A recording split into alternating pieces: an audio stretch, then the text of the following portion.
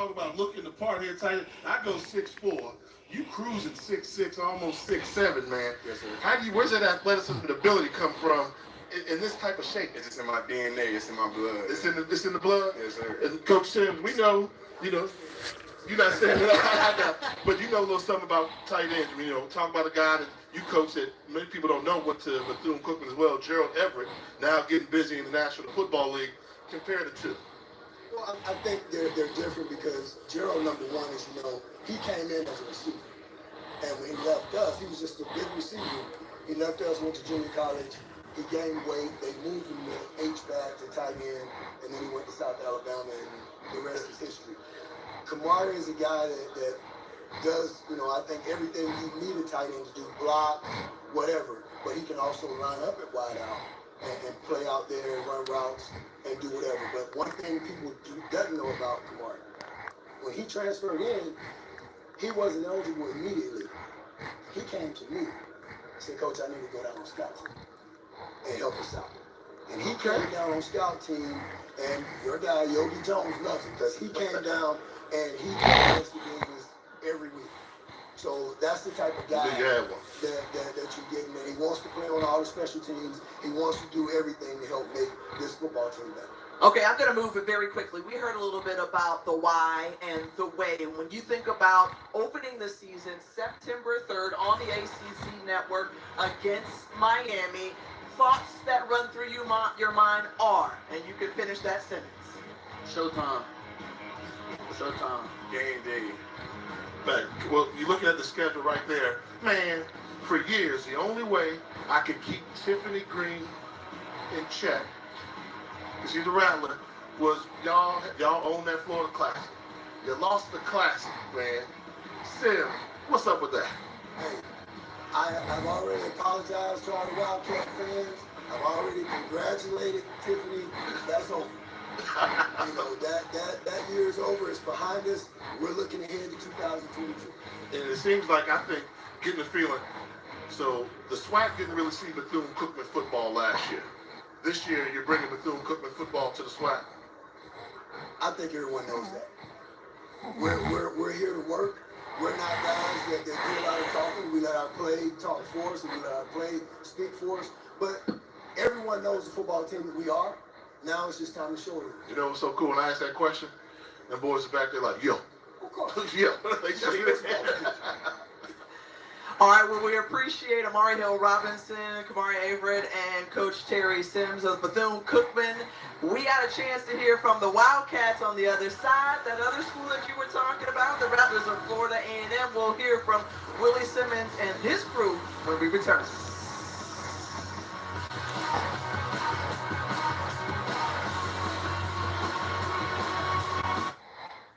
Yeah, so my bad. I dropped my phone. That's why I had to go off on it. Bethune-Cookman. They were probably the most impressive 2-win team I've ever seen. They made the game basically brutal. Looking at their schedule, do you think they can actually pull off upsets next year? I mean, honestly, looking at, we know Miami's going to be that game. It's going to be a 75-10, something like that. But SC State play the same way. Who do I see in there?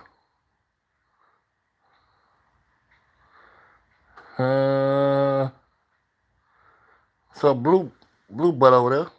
Walker here with you, and delighted to have Coach Willie Simmons, Isaiah Landon. Man got the suit on and the kicks. Why are you smiling so much, Tiffany? These aren't just anybody. This is my alma mater. Yeah, that's why you're smiling. Get that out of the way. Yeah. We get it out of the way. Full disclosure. Yes, I am a proud graduate of Let me say this, Tiff. Let me say this. However, congratulations on a fantastic 2021 season, making it to the FCS playoffs and ending that streak in the Florida Classic. Hats off. They say I don't say a lot of good things about the Rattlers. Congratulations. Yeah, thank you, Jay. I was going to ask how hard that was for you to say. it was. I'm sure it was. These queens over there cringing right now beside me. I mean, Coach Simmons, I give you credit. It was a good one. How do you improve upon that? Well, we got to finish, right? You know, you look at last season, we're 1 point away, from being the SWAC East champs. And then we go into a playoff game and, don't play our best game. So for us, that's why Xavier Smith came back. He had unfinished business. Again, and we're not comfortable. We're not satisfied with being a 9-win football team with having the first playoff berth in 20 years. These guys won a SWAC championship, a Black College National Championship, and the work that they put in shows me that they're committed to that. How have you grown as a coach? I remember, when you left Texas to come back kind of home to Florida A&M. What have you grown in? How would you say you're projecting in terms of the goals and dreams you set out for yourself? Well, I think the biggest growth that I made from last year to now is... I know it. Can I answer? Go ahead. You learn to respect defense. No, well, I've always respected defense, but... You brought a defense with you. Yeah, but so it's making sure that as the head coach, that I'm looking holistically at what gives our team the best chance to be successful. It's not just about going out trying to score, 40, 50 points, even though that's what Rattler Nation wants me to do, and every time we don't, I have to answer those questions every Wednesday.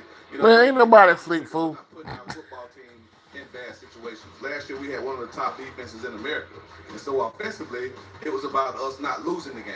Right, not trying to be so aggressive and play with such tempo that we're putting our defense in bad situations. So that's where I made the most growth. And then really just listening to these guys, really hearing what they want.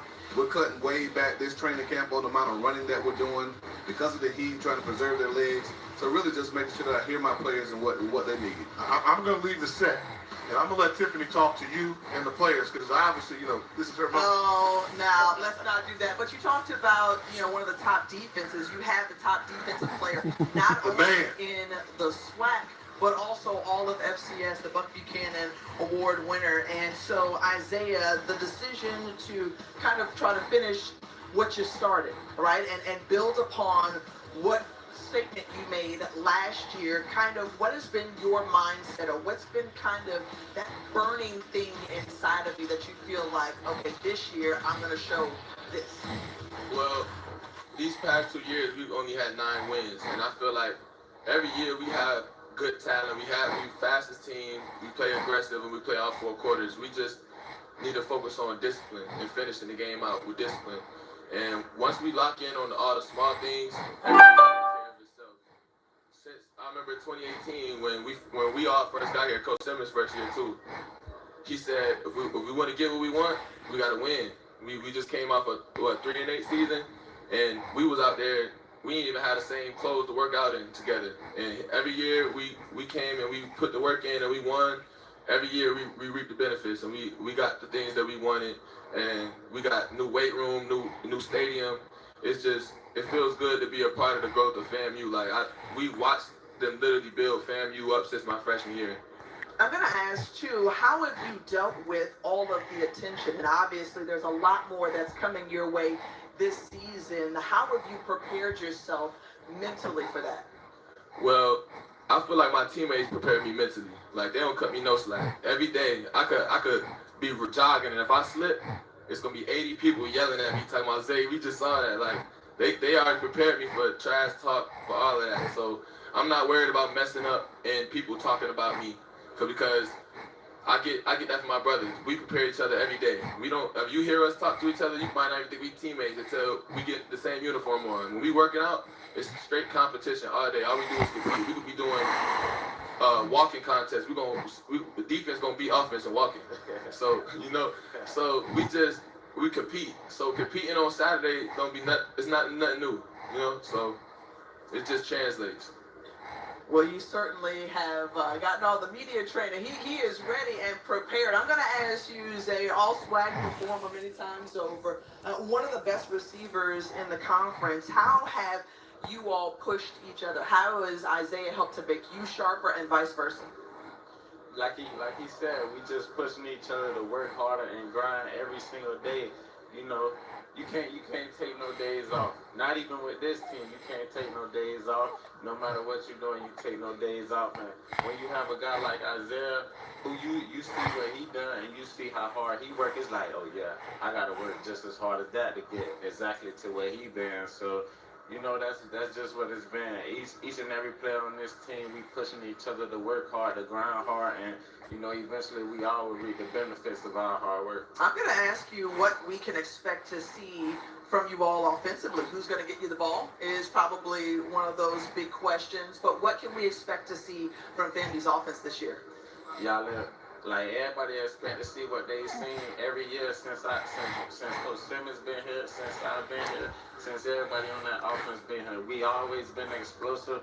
We always been an offense who could push the ball down the field and put points on the board. And I expect nothing less than that, and I'm pretty sure no one else expects nothing less than that. So, you know, that's what we're doing. We'll continue to make plays as we always done before. All right, Coach Simmons, you want to chime in there? To answer that question, I'm going to get him the ball. As a play caller, it's my job to make sure 19 touches the ball. So regardless of whether it's Rashawn, Jeremy, Jr., you name it, it's my job as the play caller to make sure 19 gets his fair touches, and it's going to go as well a whole lot this season.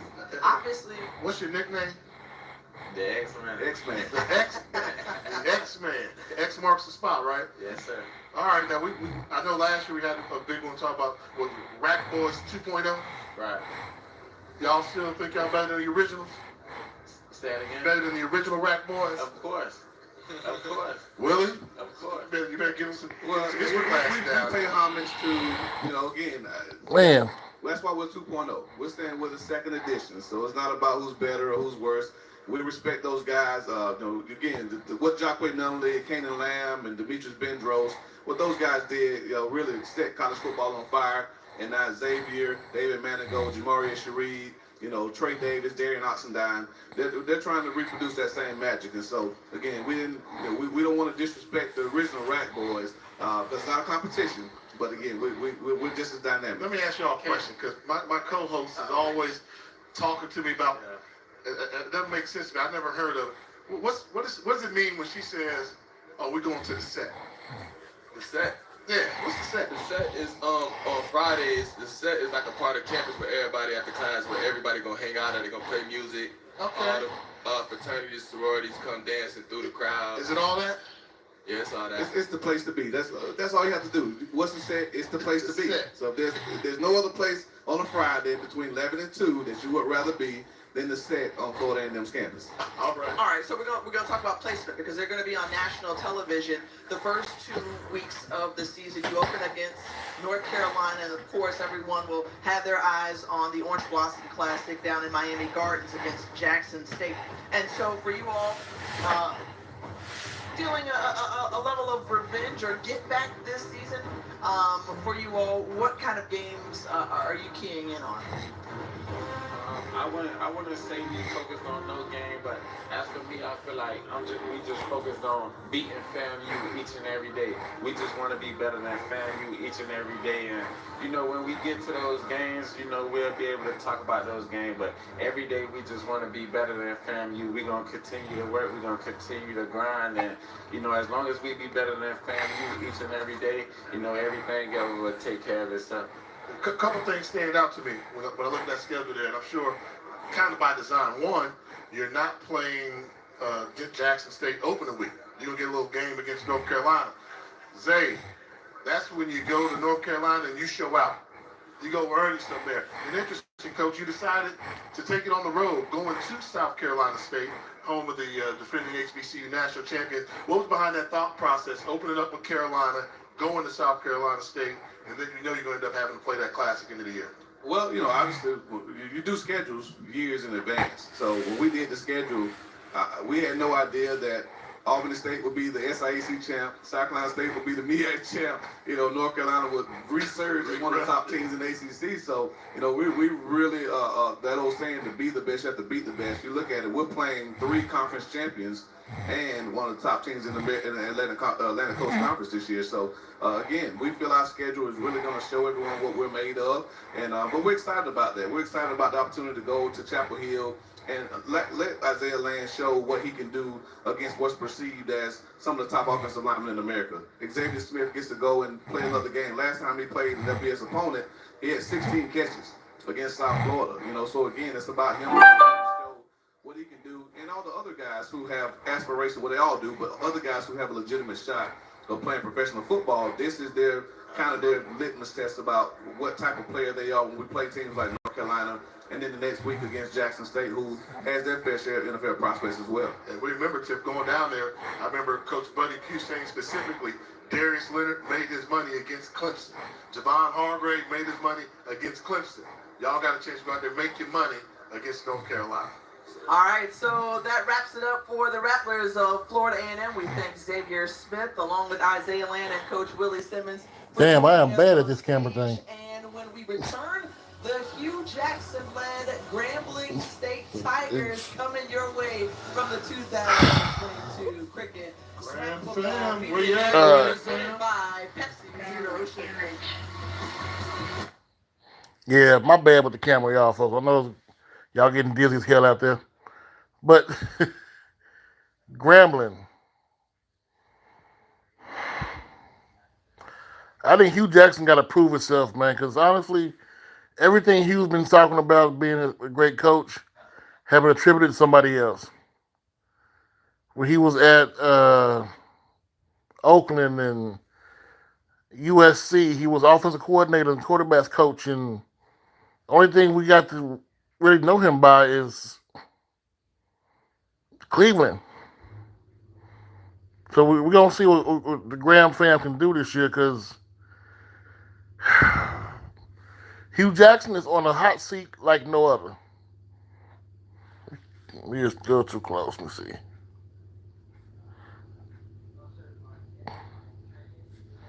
That better? Okay, so yeah, I think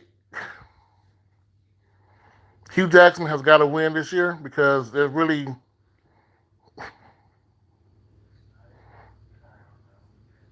gold jacket when he playing golf. He Tiger Woods now or something. Are in the house. Nope, black jacket, no gold jacket.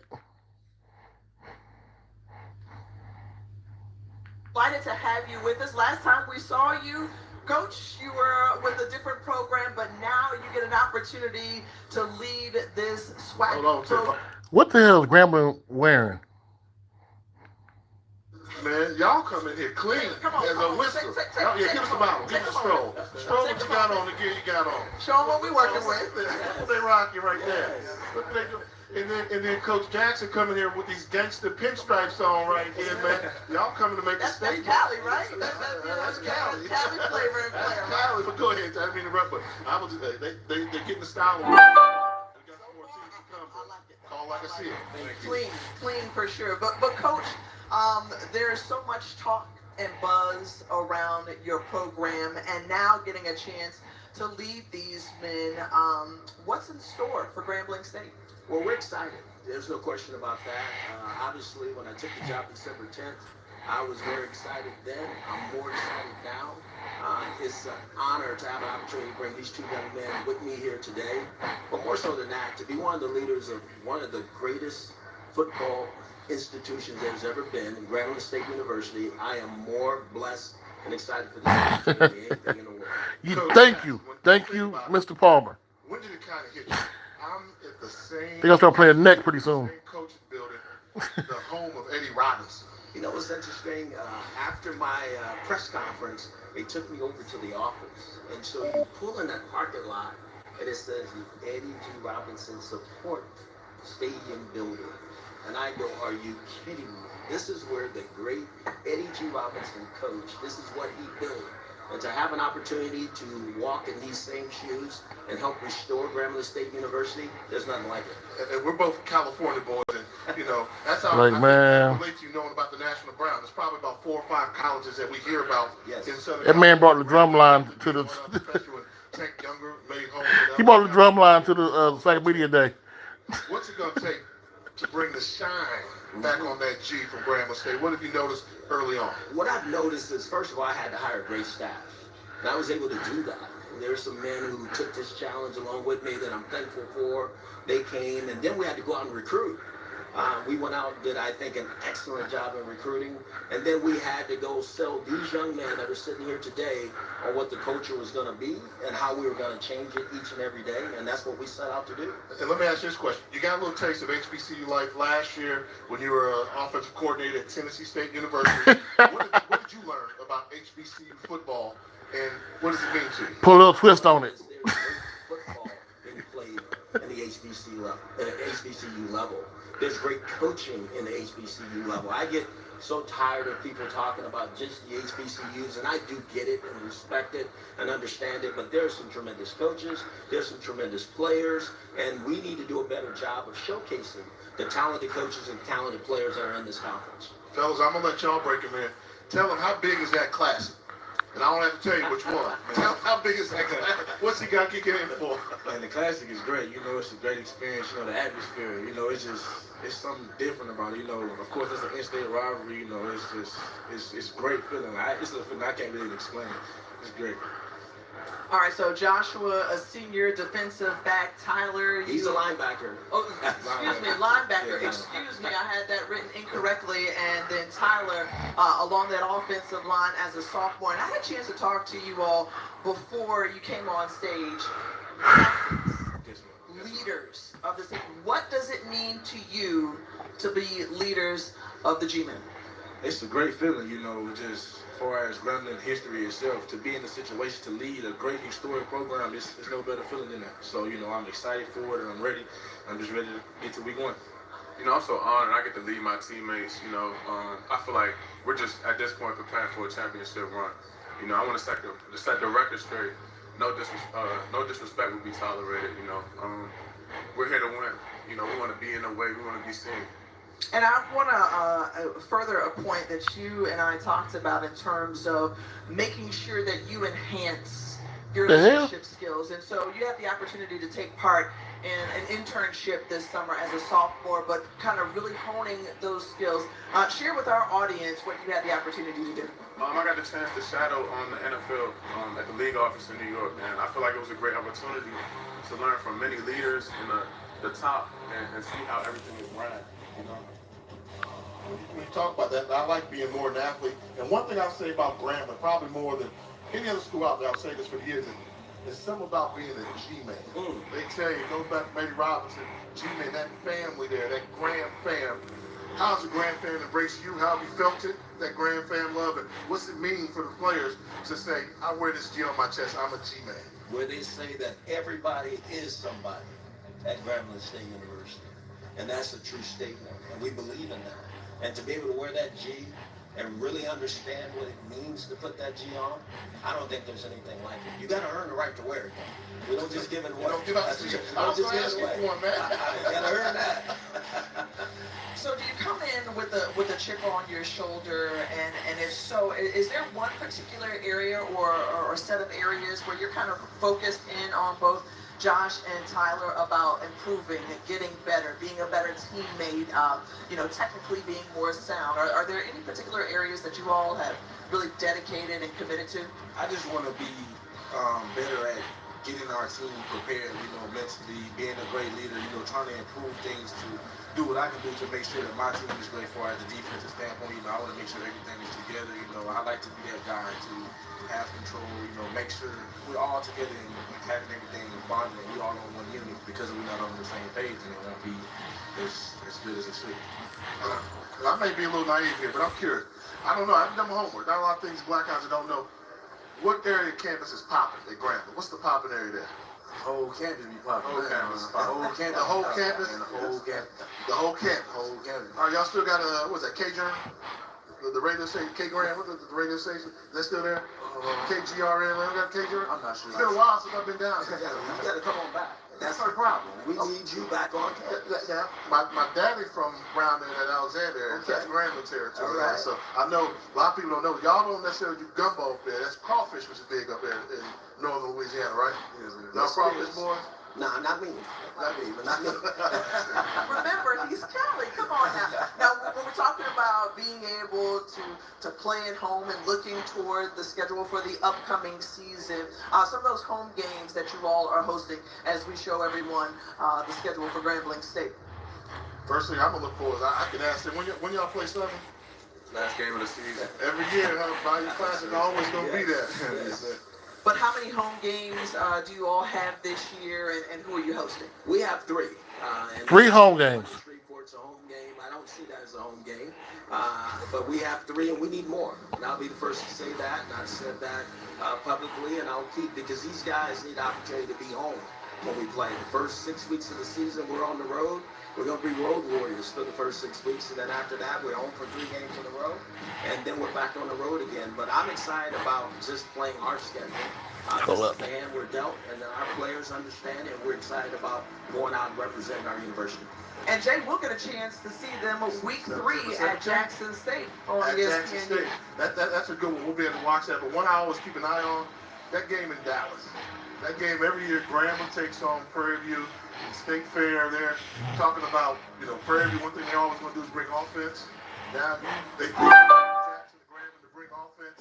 So, as a football fan, that's one I'm going to mark. And then I think those 2 games right there, Jackson State, they followed up 2 weeks later, and you go to Dallas, Texas, see what you there. And then, as always, depend on what the crop is like. Yeah. Gumbo's in town. Whoever did their schedule didn't like theirs. Crawfish is boiling. That's when Grambling tended Well, with the that crawfish is going to be boiling. It's going to be boiling. It's got to be boiling. It's definitely going to be boiling. All right, I hear you. Don't talk about it. We're going to be about it. We thank so much for Coach Hugh Jackson, Tyler Thomas, along with Joshua Reed, joining us on stage from Grambling State University. Now, after the break, we'll get a chance to toss it to the studio and hear from Jorge Vargas and Butch Alcindor. They'll give us a quick studio update. However, I'm going to give you all the opportunity, Tyler, you're in the middle, so you can look directly there at the camera. But the statement that you want to make from Grambling State this year, what you want everyone to be put on notice about. We're here to win, We're here to win the championship, nothing less. The championship will bust at this point. All right, we'll be back with more from the 2022 Cricket SWAC Football Media Day presented by Pepsi Zero Sugar from Birmingham, Alabama.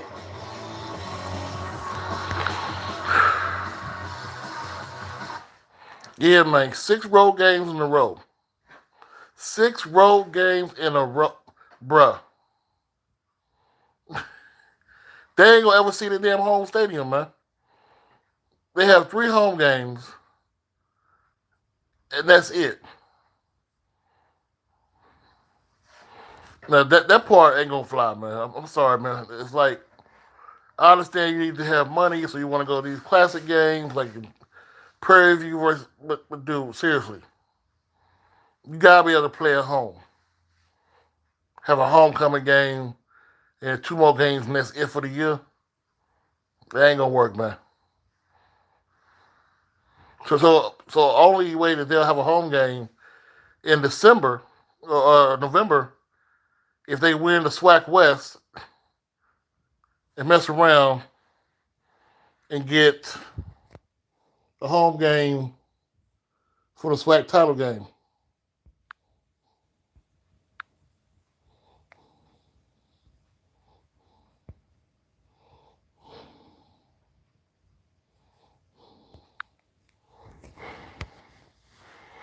So after this interview right here should be Jackson, I think. Yes. He has a master's degree in college football psychology, philosophy, all that good stuff, right? Something like that. What I do know for sure is that last year was absolutely fantastic. We had, 17 games, and it was exciting. All of them had just great drama throughout. And again, of course, Prime answered his own drama. And no doubt about that. Welcome to our SWAC studios in Houston, Texas. And we're going to take a look now at the 2022 preseason all-SWAC first-team offense. So we're going to check out some of that talent. And when you start on offense, you start with the quarterback. That would be Shador Sanders. He had an outstanding true freshman year, of course, playing for his pops, head coach Deion Sanders over there at Jackson State. All he did was win the championship his first year. But what I liked about him, Jorge, was his poise behind center, his poise in the pocket, even when he got out of the pocket. So JSU has 2 teams, 2 players. Gary Quarles for A&M, Caleb Johnson from Valley Dallas Black from Southern, Mark Evans from Pine Bluff, Drake Centers from Texas Southern, Tony Gray from Jackson State, Alston from Alabama State. So looks like they wanted to spread out the love. Tony Gray, I think he's playing guard now. So plus yards passing also for Shador Sanders. And a championship. And a championship. That's what matters, right? That's how you win your quarterback. Joining him in the backfield now from Alabama A&M, of course, will be Gary Quarles. And he had a fantastic year last year. He actually led the SWAC in rushing, and he did it on a passing team. Yeah, and just under 1,000 yards rushing. And again, when you're able to do that on a passing team, and you're able to get that many yards, just what's he going to do? His quarterback's now gone. They're going to lean on him a lot more. So what can he do? It may be absolutely exciting what this guy does. But he's ready. He's ready to carry the rock for sure. Yeah, his 10 touchdowns, you mentioned the 995 rushing. And, of course, joining him in the backfield from Mississippi State, Caleb Johnson. And don't let this guy's size fool you. You know, he's 5'9", 210, but he runs so much bigger than that. We had an opportunity to see him in the final regular season game as the Delta Devils pulled off that upset of Prairie View. Yeah, no, and he was a huge reason, like you mentioned, and he's kind of a little trained is what I call him. When you first see him, it doesn't look all that spectacular. phone's about to die. So hopefully I can at least get one more thing. But for those extra yards, runs like a mini train, and we'll see what he's ready to do this year. I can hear that choo-choo coming whenever he has the ball. The little trains around. Yeah, and for any offense to be successful, you have to have a great offensive line. We have one here. Starting off the offensive line from Southern University, Dallas Black. How's about that? He's 6'1", 265. Played center for the Jags last year, but he was an excellent run blocker. Yeah, I mean, you're center and you're the first teamer. That tells me what? You're a great leader. You get things done, and you got good feet to get around to make sure you're making plays. You keep everyone on board. He does an excellent job of that, and the Jaguars have shown success with that. How about Mark Evans II from Arkansas Pine Bluff, 6'3", 300-pounder, and this guy is definitely an NFL prospect coming into 2022. And when you're an NFL prospect, what means you got good feet, quick feet. Everyone's like, what does all that mean? It means you move well, you get behind yourself, you set up well for that defender coming. He does a great job, and also, can you plow someone? He certainly can do that as well. Yeah, he's physical up front. Also on the team, Drake Centers from Texas Southern University. He's 6'4", 260-pounder. Played left guard for the Tigers, and he was one of those guys that as the season went on, he got better and better. Yeah, because at the beginning, they were having a real identity crisis on the offensive line, where they were going, what was going to happen. He's one of those guys that kind of brought people together, became a focus, and they were able to build around him. Also on the offensive line, Tony Gray from Jackson State University. And this guy, I tell you what, he deserves all the accolades he could get at this point. Coach Prime, when we did several of their games last year, he wasn't too pleased with this offensive line early in the year, but they got better and better, and Tony Gray was one of the reasons why. When you get called out and you react positively, that tells me what kind of character you are and who you are. And Gray was one of those first leaders out. Yeah, coach, you're right. We're going to be better. And he was better, and he started to become really a shining point in our offensive line.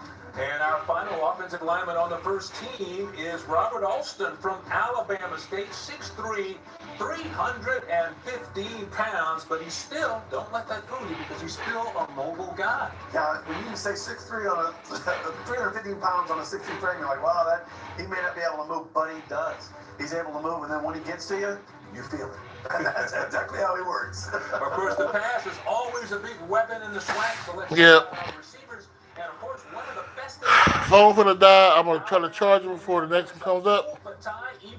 Check around for the next one. Outstanding. What can you say about the job he did? He just was unstoppable.